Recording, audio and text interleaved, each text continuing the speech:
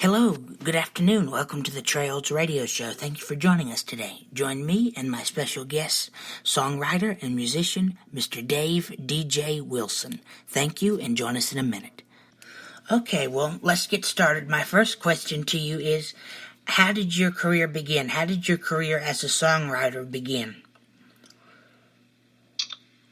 Well, let's see.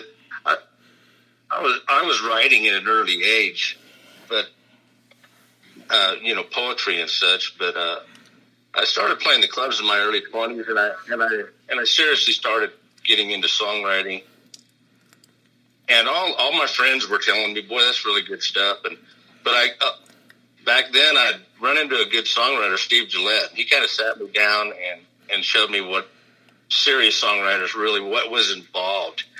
And I had no clue at the time of what work really went into it. So at that time I started seriously studying and looking in and taking Steve's advice. He'd critique my songs, working on structure of songs and really studying what went into it. So back in my mid-20s, I started. So it's been a few years back that I started. Seriously, it's not something you can just throw together. It takes you get together with some serious songwriters, and there's a lot of work, hard work involved. It's no easy thing. Usually they don't just come together. Sometimes they do, but ordinarily it's a lot of work. Yeah. If you're going to get serious with the craft, you need to stuff. A person should really study song structures, rhymes, and times are changing. There's a lot of information out there now and different opinions.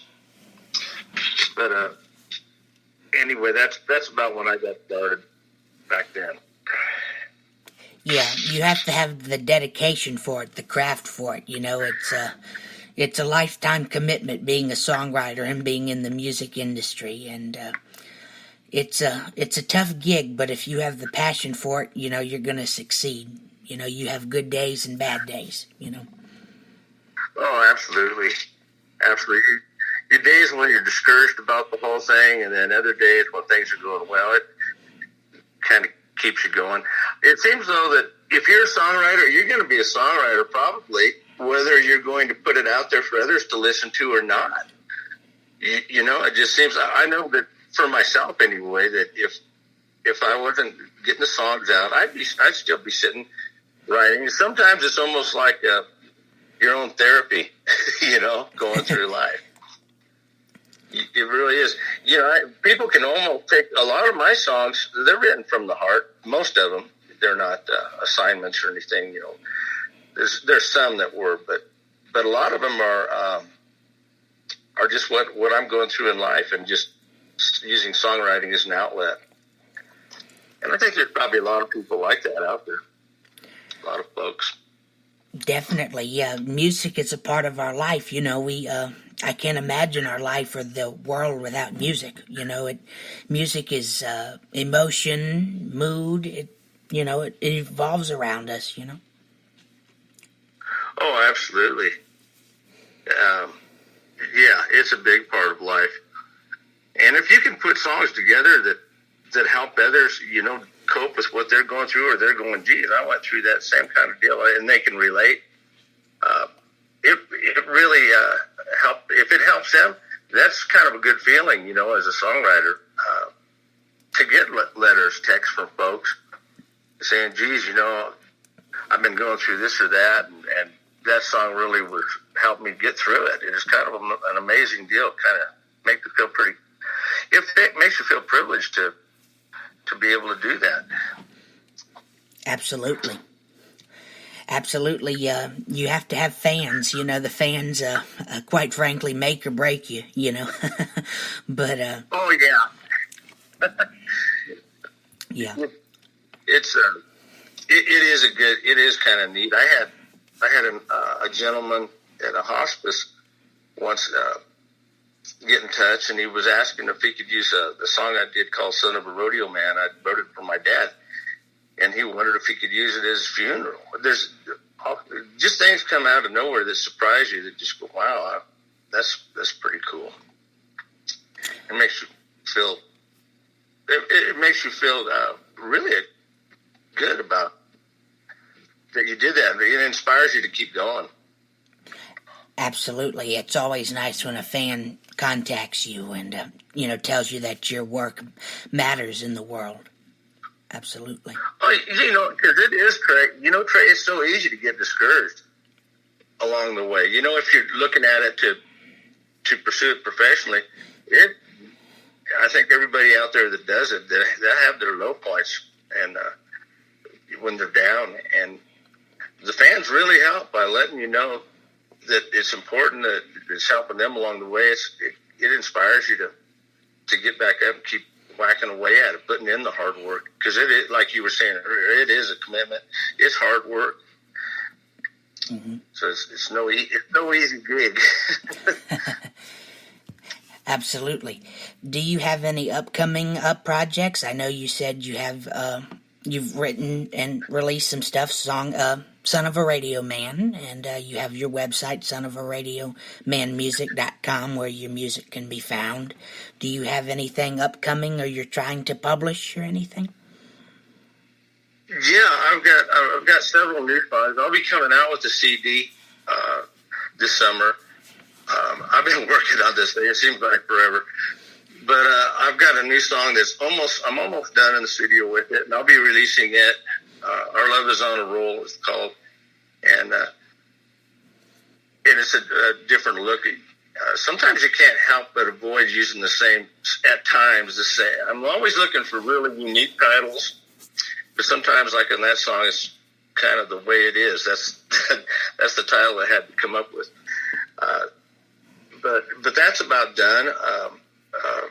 There's about 8 songs out there right now that you can find that people can find on the streaming outlets, and it's not Giving Up on Love was the first one I put out, and they can find it under DJ Wilson, and then the song title. But there's A Country State of Mind, and what I'd have to go down my list.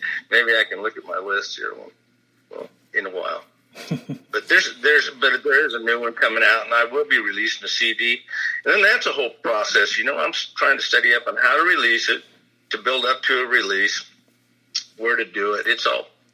I got to do my homework because times are changing, and I've got to keep up with the proper way to do things this year. Mm-hmm.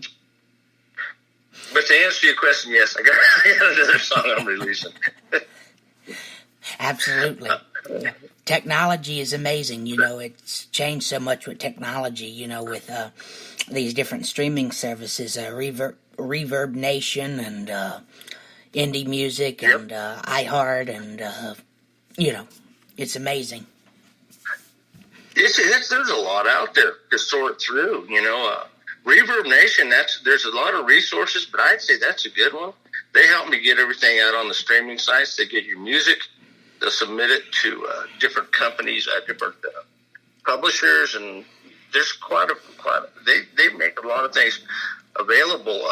I've seen Susie Boggett's here in town, a country artist, and her husband Doug. I spent some time with him talking, and Doug was sitting there going, "You need to sign up to join Reverb Nation." By golly, he was right. That really does help.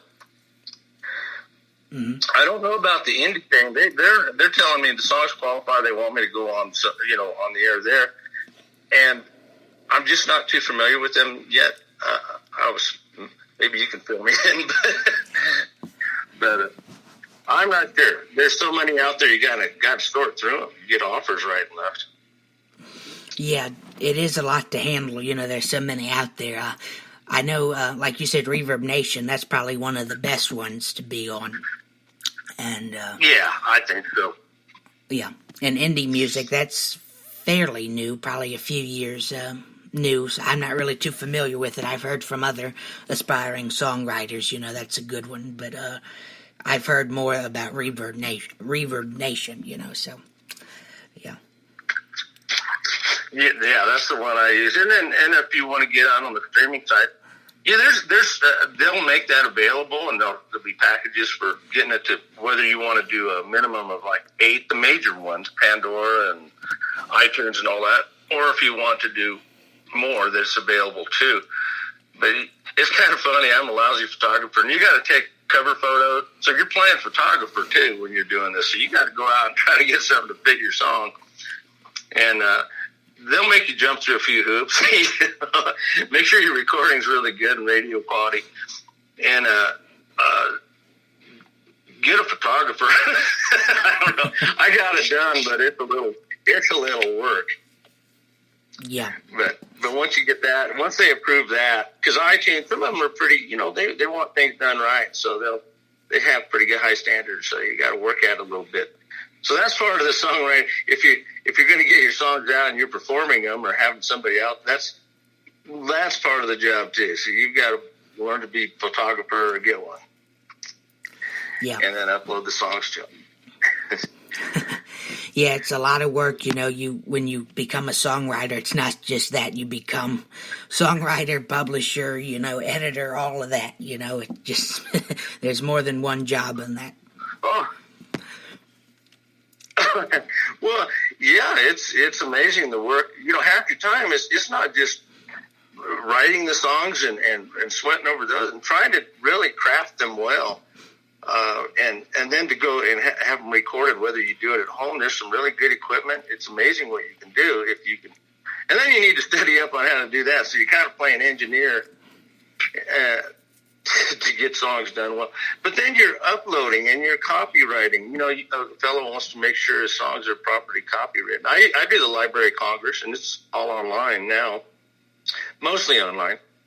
But you can do 10 songs for like $55. But nowadays, you have to take all your singles, load them into MP3 format onto your computer, and then upload each file for the Library of Congress to properly copyright them now. So there's some hours there doing that.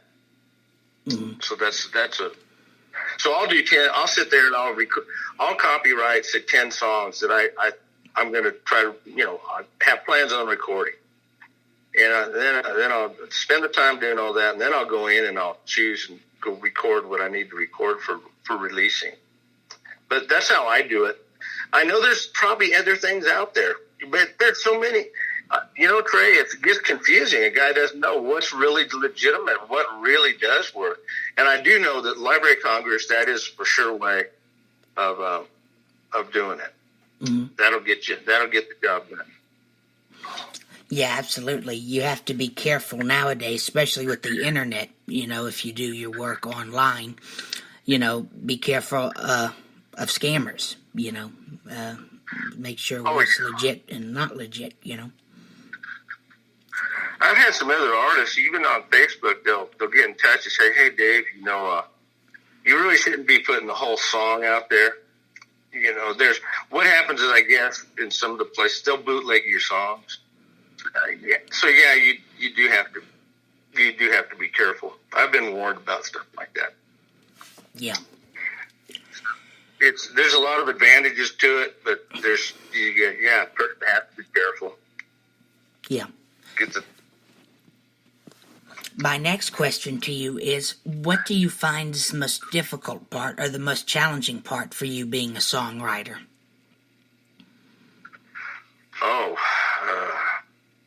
Most challenging. Well, probably sitting down doing the recording. Sometimes when I'm in the songwriting, I'll have a time when I have time set aside and I'm not doing this other stuff. I'll sit and write. Usually I'll have tunes. Along the way I'll come up with some tunes, and sometimes a feeling that goes with that kind of evokes a certain lyrics, and I'll pull those out and write. So that's work. But the hardest part is sitting down and going in the studio and spending the hours, the dedication it takes, because folks will say, "Gee, that must be fun." It's really not. It's a ton of work. It's really not fun. And so you spend a lot of evenings, and there's a lot of guys out there like me that we're not jumping. We're trying to get the music rolling, but we're still holding down a full-time job. I'm a tile contractor. during the day. And so I'll try to set this time aside, and sometimes